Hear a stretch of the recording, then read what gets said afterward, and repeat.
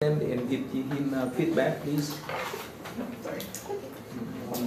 Hey guys, today I'm going to present to you the understanding of mindfulness and the practice.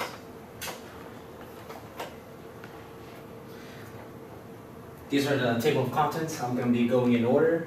I have the abstract, the introduction, the conflict of interest statement, the origin, types of mindful meditations, impacts, fun facts, conclusion, references, and speaker contact information if you want that. For the abstract, I will be presenting you a brief concept of mindfulness. The intent of this whole PowerPoint is to let you know, even though life hits you hard, life goes on. That's the main point of mindfulness, because the thing is, you're supposed to be mindful over all things, and then not only that, if something bad happens to you, you have to get back up, and it's not the end of the world. You go with the flow. We'll also be covering the things we should all know about mindfulness in this PowerPoint, and I'll be asking some quick, easy questions for you to interact with me, because there was like a chance that you guys won't ask me questions at the end, so. And I'm going to be energetic. Conflict of interest statement. The conflict of interest statement is attained through the priority of mindfulness. Mindfulness is to make you a better person, a better you. No, in fact. Through practicing mindfulness and getting to know yourself, you will be benefiting towards yourself. And mindfulness is based upon the roots of Buddhist beliefs. Mindfulness has been created to get rid of stress, anxiety, depression, and to overcome bad emotions or feelings. And I have a little thing that says, mindfulness of the body leads to nirvana by Buddha. The introduction. Mindfulness is the ability to be aware of your surroundings, and mindfulness meditation is to improve the well-being within yourself mentally, emotionally, and physically. So by that I mean, let's say I'm having a bad day, or I see something happen, or something happens in my life, or something in the past happened to my life. Mindfulness will be there. You just have to practice it, and not a lot of people know about mindfulness. And not too long ago, in last semester, somebody committed suicide over there in the Agnes Hall building. I believe if he knew anything about mindfulness, I think the outcome would have been a lot different. And most people, like I said, most people do not know about being mindful. And mindfulness comes in all forms, such as kindness, happiness, peace, awareness, and etc. Sometimes you have to be alone to find yourself. That means going away for a while, or perhaps going on a little vacation to enjoy and appreciate what you have in life.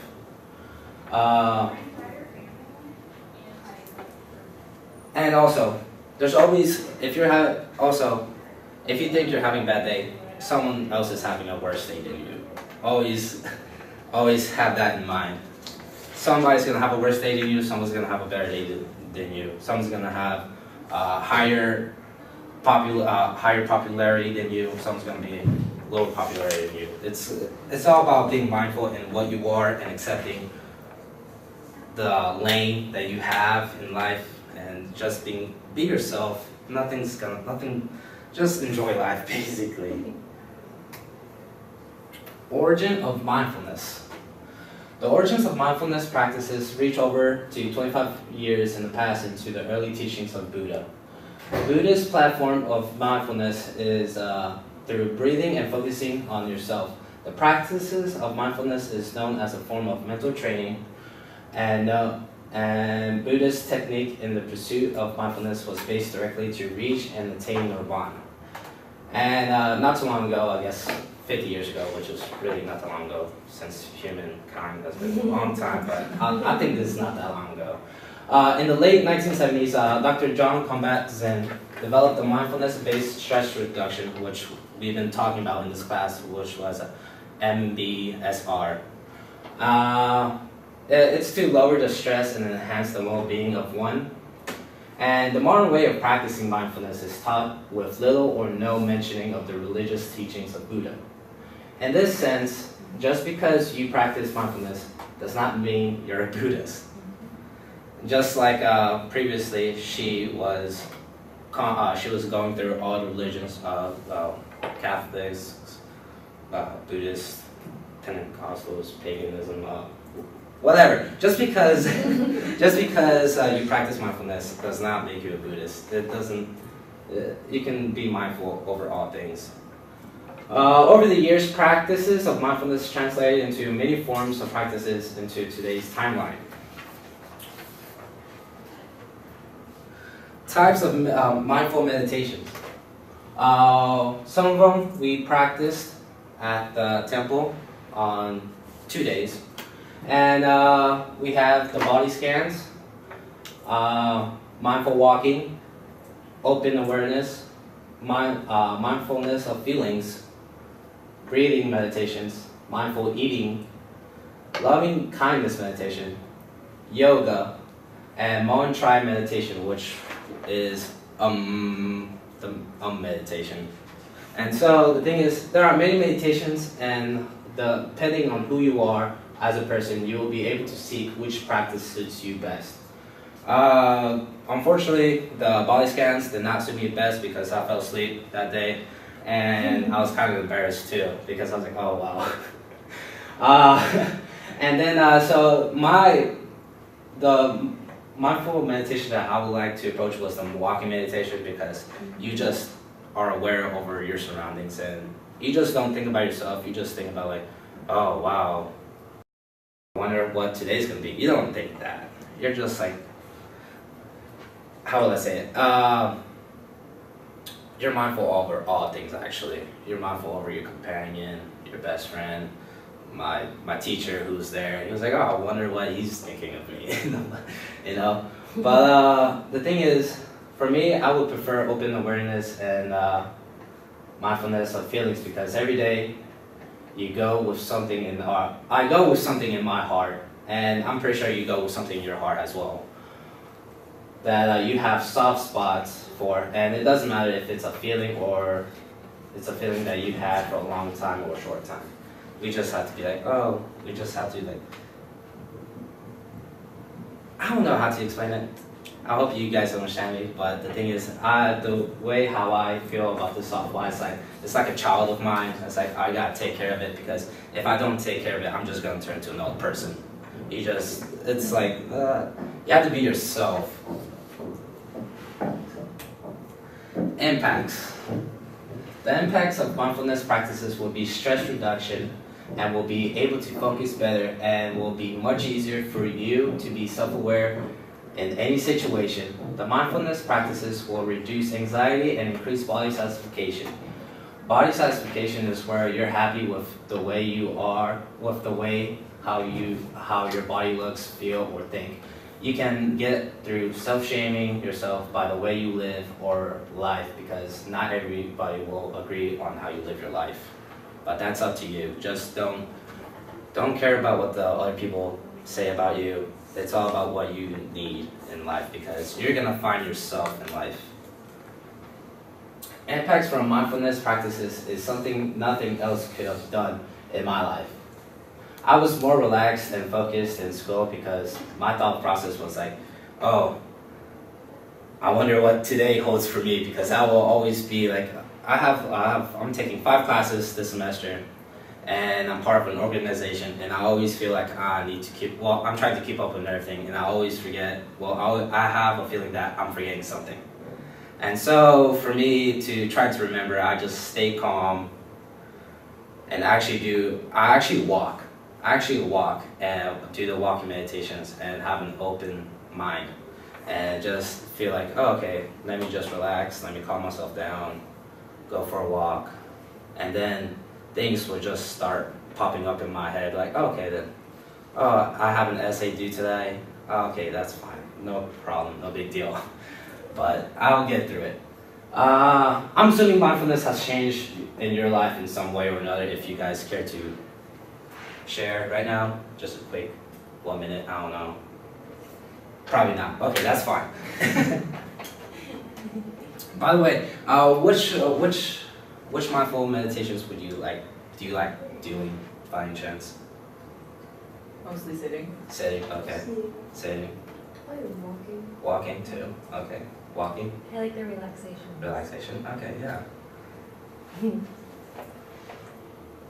Fun facts about the brain and mindfulness. Mindfulness is found in all the major world religions. On an average, a human brain experiences 70,000 events each day. That's a lot. And then that's probably why we're having stress, anxiety, depression, and everything that makes us human and horrible. But our brain does not have the ability to concentrate regularly for a longer time. The best it can do is to focus continuously for about 90 minutes or so, and then we'll have to take a short break or to clear our minds. Mindfulness meditation improves cognition. Mindfulness meditation helps the brain reduce distraction. You have an infinite amount of willpower each day because to exercise willpower, you will need energy in the form of oxygen and glucose. That's why it's hard to say no when you are tired or not feeling yourself. You have an infinite amount of willpower each day because that is a typo, I am sorry. Okay, on to the next. The conclusion. Pretty much, you go with the flow and everything will be okay. Always be mindful of others. Mindfulness is something you will develop over mindfulness practices. There are many mindfulness practices that has developed over time. Being aware of all things surrounding yourself. Life is to be enjoyed, not stressed out over the little things. Without the roots of mindfulness not being established from Buddhism, I don't know where mindfulness will be coming from because it probably come from somebody else, but probably not. Most likely it will definitely come from Buddhism.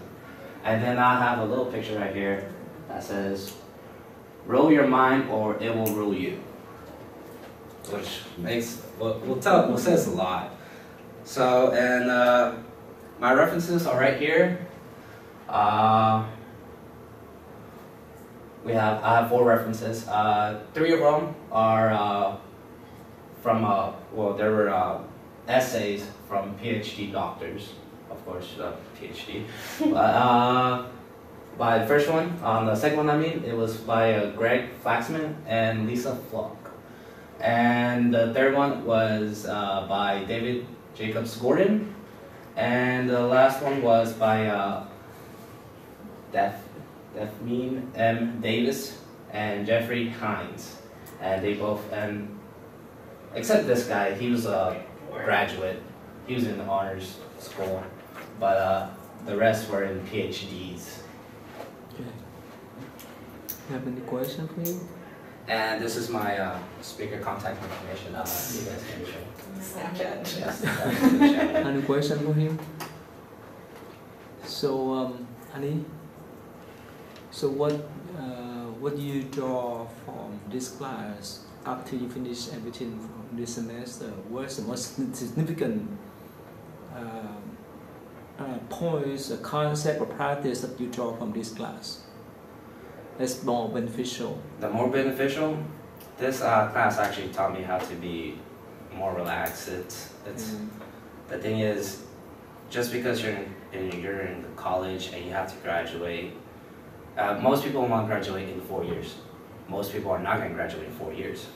And then not too long ago, I went to a counselor and they broke the news to me, hey, you're going to be graduating in 2021 instead of 2020, which broke my heart because I was like, oh, wow, I did not see this coming. So the thing is, and then I just started to contemplate, oh, that's a little more money. I got to take out loans. I got to do that. I got to do that.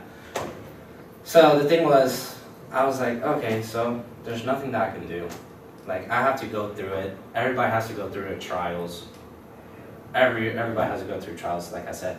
The thing is, just be mindful. Just don't take anything too serious. And most people take a lot of things serious. And then I think that's how that person committed suicide, because he was taking too much things seriously. And then most people they feel like they will bring shame into their family, and that's how I felt. I was like, oh wow, I wonder how my parents are gonna think about me. They probably think I'm a dummy. I don't know. But the thing is, you have to go through life. You have your trials. You have this. You can ask anybody. Everybody has trials. And mindfulness really helped me out because I never heard of mindfulness. The only thing I've heard was like praying to God. Hopefully He will answer me and do something, and hopefully He will do something good for me. I don't know, but sometimes things are not answered in the way that you want it to be. Everything happens for a reason, and that's one of the conclusions I've received from this class actually, and it was really grateful, and I liked it a lot actually. All right, thank you.